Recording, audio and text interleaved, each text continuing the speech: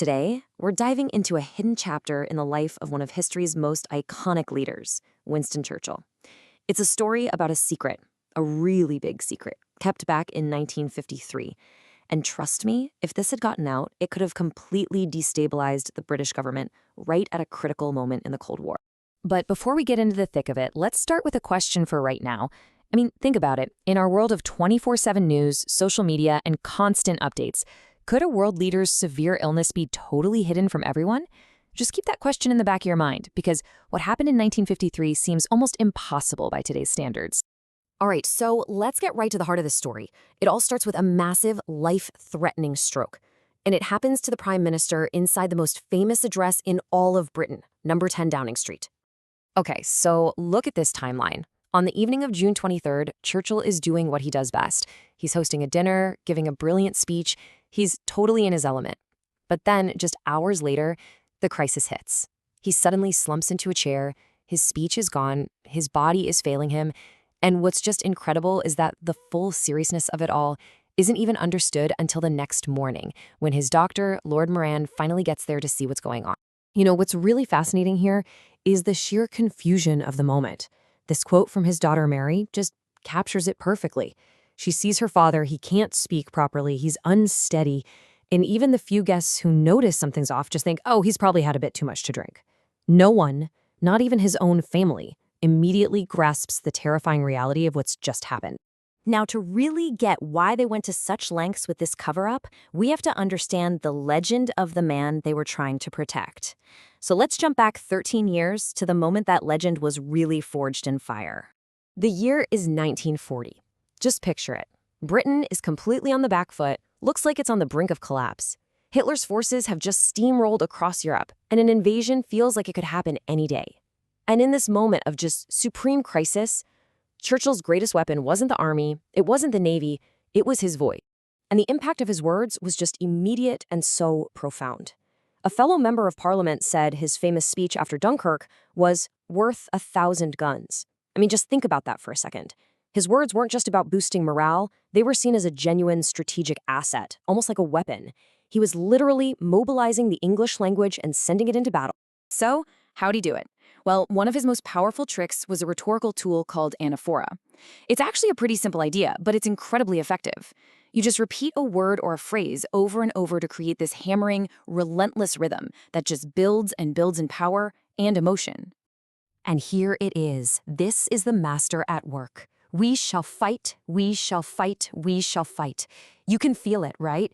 This wasn't just a speech, it was a promise, a declaration of national will.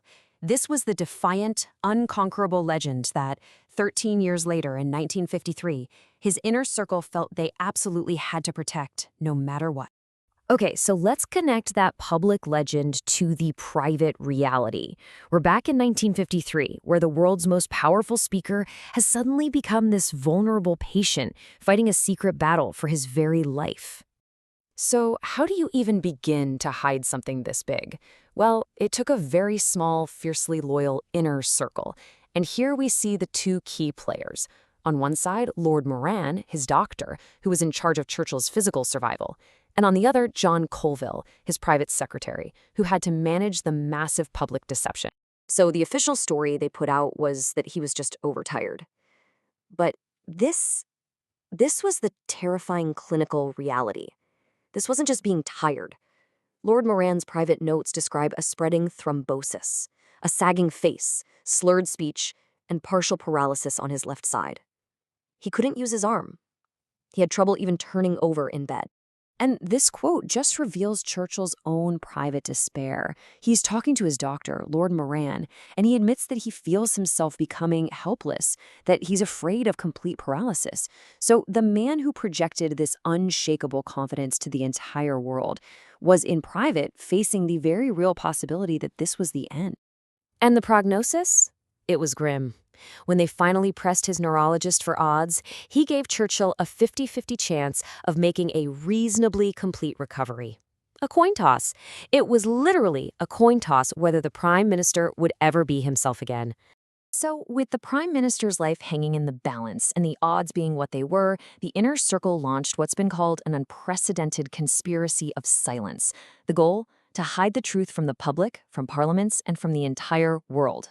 This right here breaks down their absolutely audacious plan. It all starts with a direct order from Churchill. Keep this quiet. Then his secretary, Colville, takes this massive risk.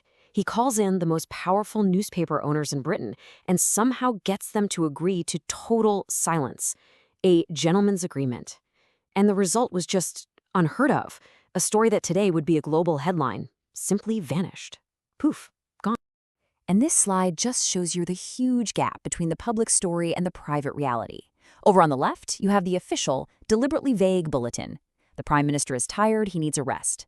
And on the right, the terrifying truth from the doctor's notes, partial paralysis and a spreading blood clot. The deception was just staggering. But, the story doesn't end there. Because if there is one single theme that defines Winston Churchill's entire life, it's defiance. And even here, in his moment of greatest physical defeat, he began this absolutely astonishing fight to recover.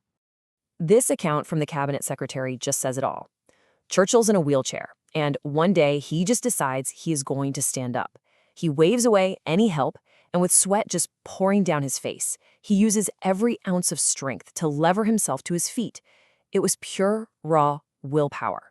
That's the theme, right? In defeat, defiance. And that incredible willpower produced astonishing results. This timeline shows just how fast his recovery was. At the end of June, he can't even walk without help. But by mid-August, that's less than 2 months after a stroke that nearly killed him, he is back at the head of the table, chairing a full cabinet meeting. Just remarkable. It was a comeback that just completely defied those 50-50 odds his doctors had given him. He basically willed himself back into power, all because he was driven by this belief that he, and only he, could steer the world through those dangerous early days of the Cold War. And this whole incredible story brings us right back to where we started. It brings us back to that opening question, a question that Churchill's secret really forces us to think about. It's a question about transparency, about national security, and about the public's right to know. So when does a leader's health stop being a private matter?